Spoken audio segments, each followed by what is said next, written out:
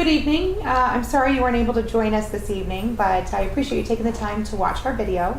And if you'd like to learn about our campaign or get more involved, you can visit my website at kyrstensinema.com. That's KYRSTENSINEMA.com. And read more about my ideas and our vision for a better Arizona. And we invite you to contact the office if you have any questions or would like to meet. Thanks so much. Thank you. Thank you so much, Mohammed. I really appreciate it. I want to take just a moment before I get started and just say my great thanks to Hassan, his wife, and his family for opening their home this evening, for making the incredible food. I'm very excited about the tabbouleh and the spinach pie. I'm very excited. And to all of you, to thank you, all of you, for being here this evening.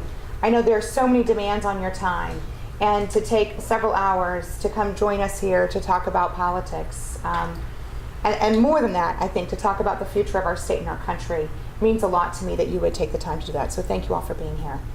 I also want to take just a moment and recognize two of my friends who are special guests here this evening, who will soon join the state legislature, where I was honored to serve for 6 years, and that's Corey Harris and Darren Fisher. You know, these guys are out working hard every single day to talk to voters in this community about the choices that we face in this election. And the choices couldn't be clearer between them and their opponents about a vision for our state and a vision for the future. So I encourage you later to make sure you spend some time talking to them. Their literature's at the front, and make sure that you understand how important their work is at the state level. Now, I worked for 7 years in the state legislature, and I survived. So when I left, I thought they'd give me an award or something. No, I'm just kidding. The state legislature, as you know, is a very, very difficult and sometimes a hostile place. And the way to make it a more open and accessible and welcoming institution is to elect more people who are open and welcoming. And we are in great need of more leaders like that here in Arizona. As Mohammed mentioned, I've got a long history both with Mohammed and members of the community. When I was elected to the state legislature, each day we start with a ceremonial prayer, and each member of the legislature gets to take a turn.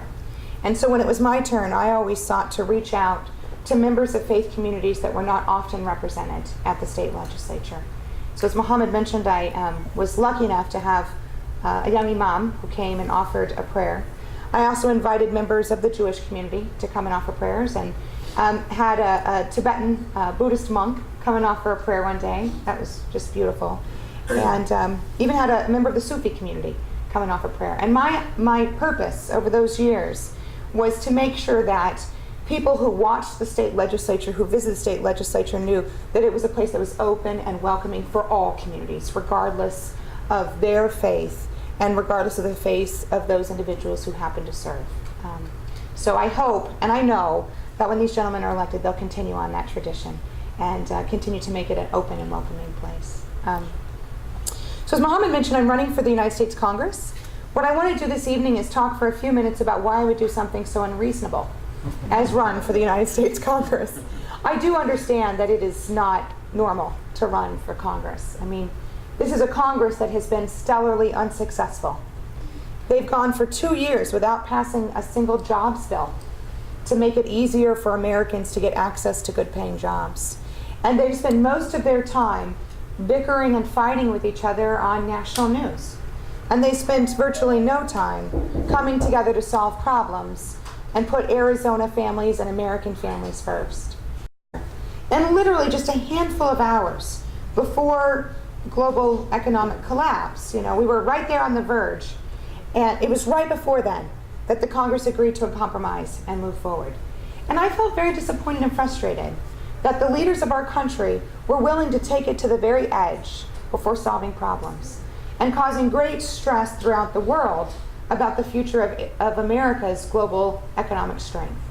And I felt like we needed leaders who were willing to put aside politics and who were more interested in solving our country's problems, in meeting those challenges, than in having a spot on Fox News or MSNBC.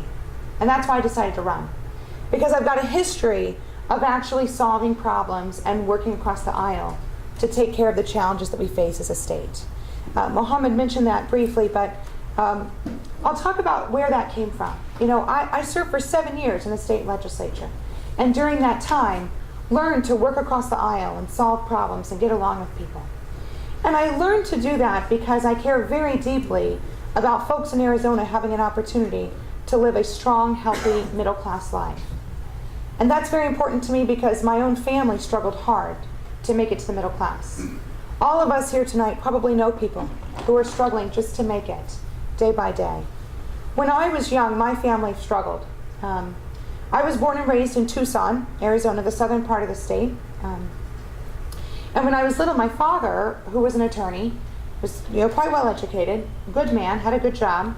My mother chose to stay at home and raise us children. She didn't work outside the home. She didn't actually go to college. She just focused on taking care of us. And during the 1980s, some of you may recall, we had a recession, a very bad recession here in Arizona. And my father was laid off from work during that time. And like many families that we know, when someone in the family loses their job, you can lose everything. And my family very quickly lost our car and lost our house, and we went from being a middle-class family to being homeless, almost overnight. It was very quickly how it happened. And for 2 years, while my parents were struggling to get back on their feet, my family was homeless. We lived in an old gas station that had been abandoned. We didn't have running water. We didn't have electricity. And sometimes, even though we had help from family and friends and my parents' church, sometimes we didn't have enough food to eat. And my family was lucky, even with those challenges, because after just 2 years, we got back on our feet and we were okay again.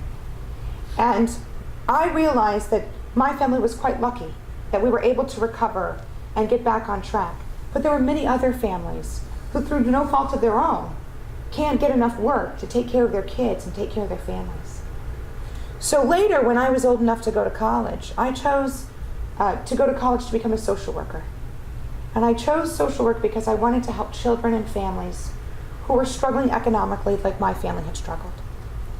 And thanks to the government, Pell Grants, you guys all know what Pell Grants? Pell Grants are great. They help poor kids get to college. And I got a full Pell Grant.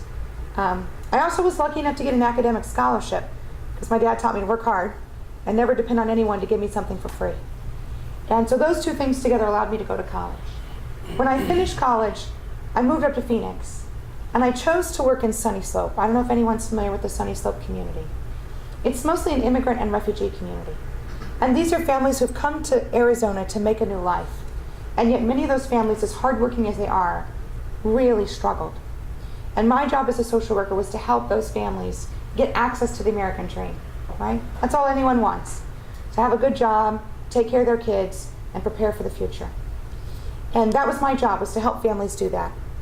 But after about 8 years, I decided I needed to do more because the things just weren't changing fast enough for families. Families would work so hard and work 2 or 3 jobs and work night shifts and just work so hard and still not make it.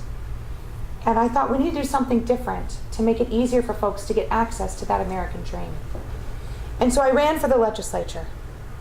And woo, that was a whole different world. I got to the state legislature. That's when we met a number of years ago when I was at the state legislature. And I realized that in order to get things done in a government body, you have to convince other people to help you. And there are lots of people. So I started making friends with my colleagues at the state legislature, Republican and Democrat.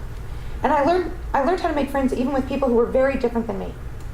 At the state legislature, that was almost everyone. It's a big group of people. Because we have very different views about what the world should look like and what our future should look like.